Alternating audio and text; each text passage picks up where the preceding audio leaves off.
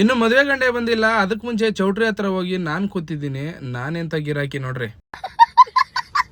ಇದ್ಯಾವ್ದಪ್ಪ ಮಧ್ಯಾಹ್ನದ ಮದುವೆ ಅಂತಂದ್ರೆ, ಸೊ ಮುಸ್ಲಿಮ್ಸ್ ಆಗಿರೋದ್ರಿಂದ ಇವ್ರು ನನ್ನ ಫ್ರೆಂಡ್ ಅಂತಾನೆ ಹೇಳ್ಬೋದು. ಅವ್ರು ಜಾಸ್ತಿ ಮಧ್ಯಾಹ್ನದ ಮದುವೆ ಮಾಡೋದು. ಇವ್ರು ನನ್ನ ಜೊತೆಲಿ ಬಂದವರು, ಹಣ ಮುಯ್ ಕೊಟ್ಬಿಟ್ಟು ಹೋಗ್ಬಿಡೋಣ, ಊಟ ಮಾಡೋದು ಬೇಡ, ಕೆಲಸ ಐತೆ ಅನ್ಬಿಟ್ಟು ತಲೆ ಕೆಡಿಸಿ ನನಗೆ ಇವರೇ ಊಟಕ್ಕೆ ಕೂತ್ಕೊಂಡು ಸರಿಯಾಗಿ ಒಂದೊಂದು ಬಕೆಟ್ ತಿನ್ಕೊಂಡ್ರು.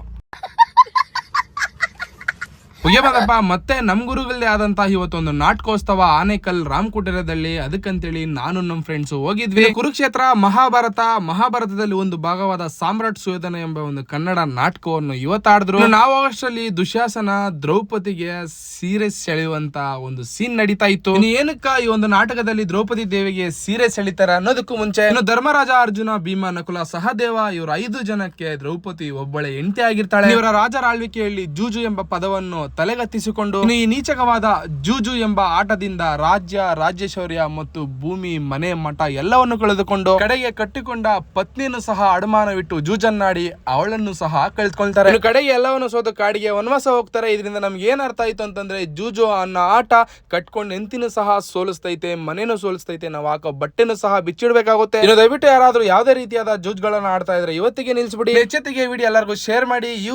ಯುವಕರು ಯುವತಿಯರು ಈ ನಾಟಕ ಎಂಬುವ ಪದವನ್ನು ಉಳಿಸಿ ಕಲಿಸಿ. ಇನ್ನು ಜೂಜಾಡುವ ಮುನ್ನ ಎಚ್ಚರವಿರಲಿ. ಎಚ್ಚೆತ್ತಿಗೆ ಇದೇ ರೀತಿ ವಿಡಿಯೋಸ್ಗಾಗಿ ನಮ್ಮ ಐಡಿನ ಫಾಲೋ ಮಾಡ್ಕೊಂಡು ಸಪೋರ್ಟ್ ಮಾಡಿ. ಎಲ್ಲರಿಗೂ ವಿಡಿಯೋ ಶೇರ್ ಮಾಡಿ. ಟಾಟಾ, ಬೈ ಬಾಯ್.